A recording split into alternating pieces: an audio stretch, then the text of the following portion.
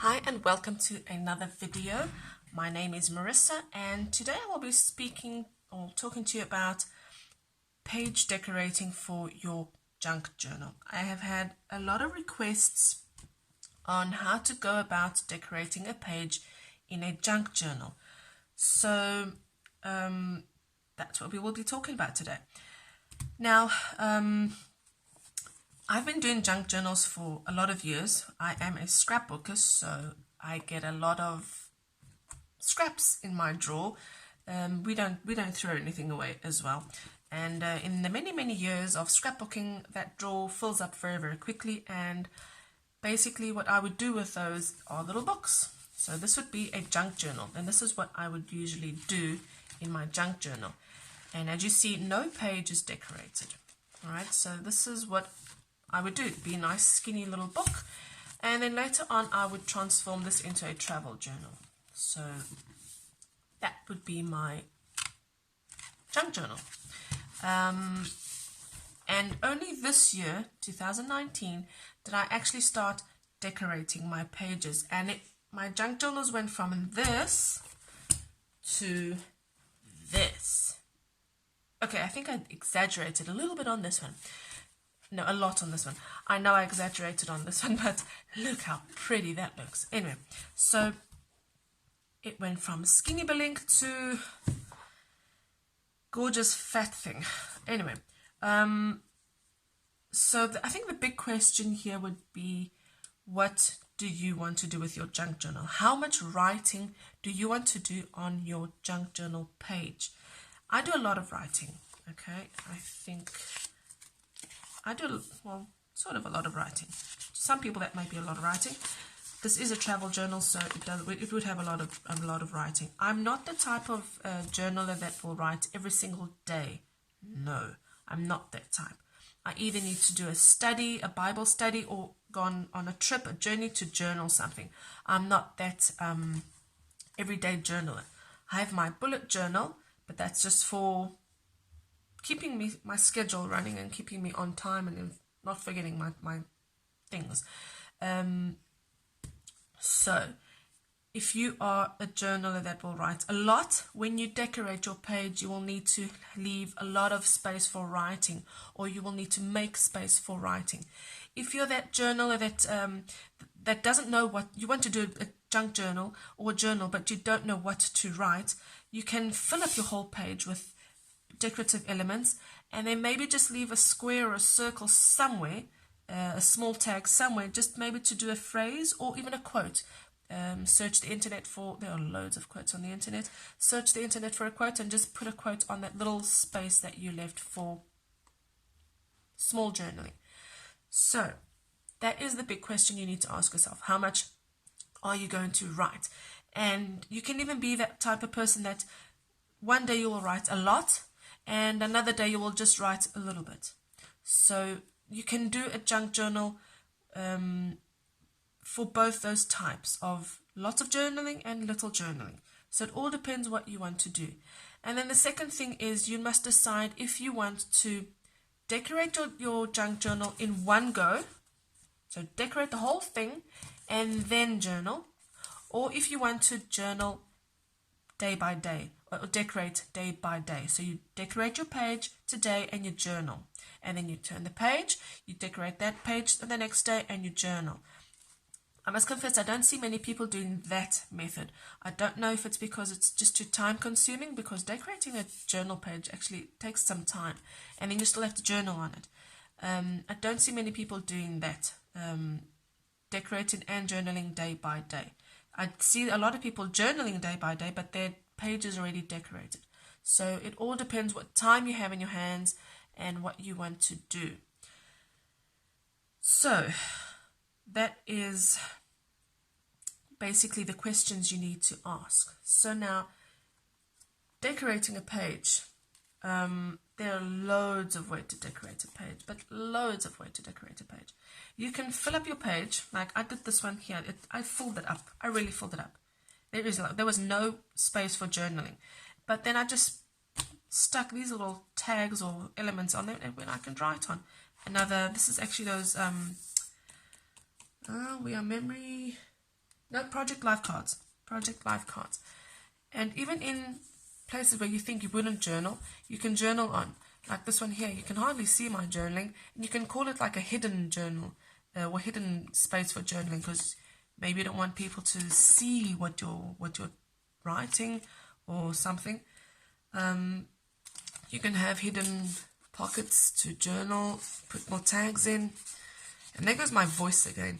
This is something you'll have to get used to. And then, of course, there are lots of things you can decorate with. There are laces. Laces look great. Look how great those laces look. Feathers, if you're not afraid of feathers, feathers are another element that will add such character to any journal. And you can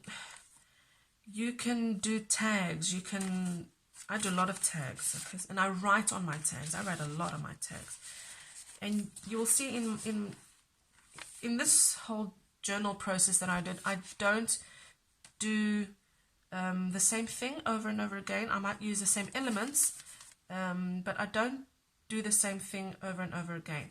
If you look at this journal that I did here, hold on, before I show you this one, what I mean by this is you can do the whole journal with random style, okay? So here I might have shabby chic. Here I have shabby chic. Here I have something else. I don't know what to call this, but it's just not shabby chic anymore. It may be vintage. It may be contemporary, more modern. So this one I really did not have any style. I just wanted to. This was really my first junk journal, and it was just an experiment. And it's a learning process. Really, it is a learning process. And if you were a journaler before you ever did a junk journal, you will know if you write a lot or if you write little. I know I write a lot. When I write a lot. Especially when I'm doing my Bible study, I write a lot. And especially when I go on my travel journal, I write a lot.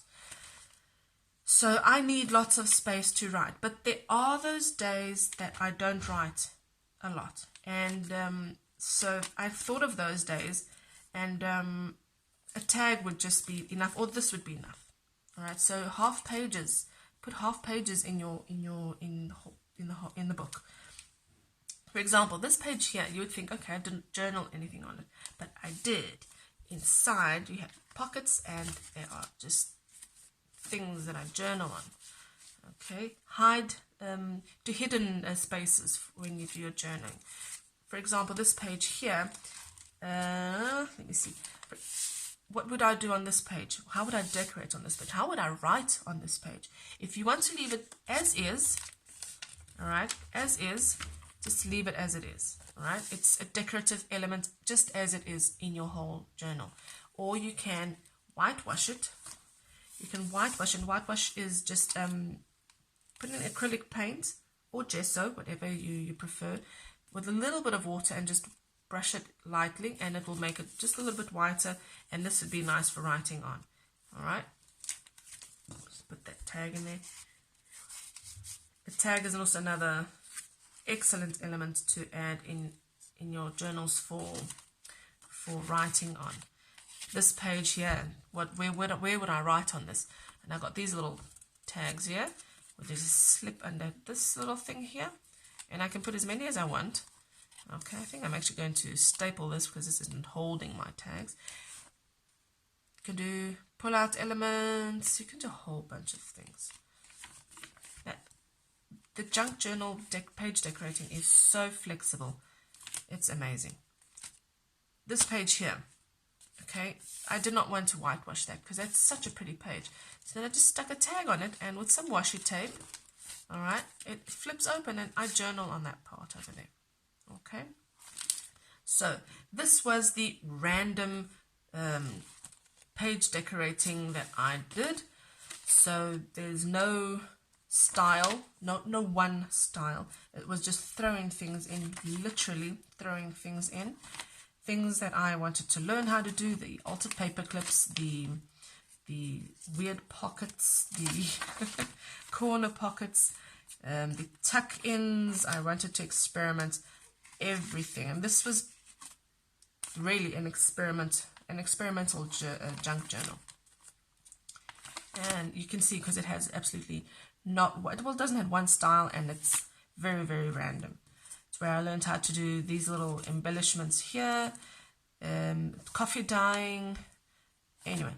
And if you look at this journal here, this is a little bit different. This has got a little bit more organization, and you can say after doing this one, I found my style, or I found the pages that at this moment, because we always change, this moment I like these style of pages, and it's this. And this was inspired by Sandy Creas. I think she's French, and she's on Instagram. That would be Sandy_CREAS. You have to check her out. She does these type of pages, and you can see here there is a style. There is I continue with the same layout basically. Okay, I did throw in a corner thingy there, just to make a little bit different, but I do always go back to the same type of layout. And I really like this layout because I have lots of space to journal, and I think she glues her tags down. I flip my tags up so I can still journal or put a photo in. I'm still hooked on the memory keeping, so photos is very important for me, and I need space for photos as well as journaling. So and this journal has numbers, and I don't intend to do day 1, day 2, day 3. No, it's just journal number 1, journal number 2, journal space number 3.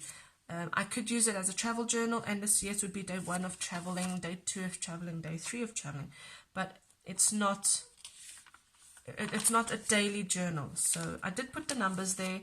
There's another, every page has a number, except for these small little ones, or no, they don't have. Every page will have a number, and it just means it's page number that, it's not day number that. So, but you can, if you're that type of daily journaler, you can use this as a daily journal, of course. And so just do your first junk journal and do everything. Try everything. Try all the pockets. Try all the embellishments. Try all, and see what you like most. And then start journaling in it. Because that's what happened in this one here. I started journaling in it, and I found some pages were just too irritating. And I thought, okay, I can't do that again. What can I change in that?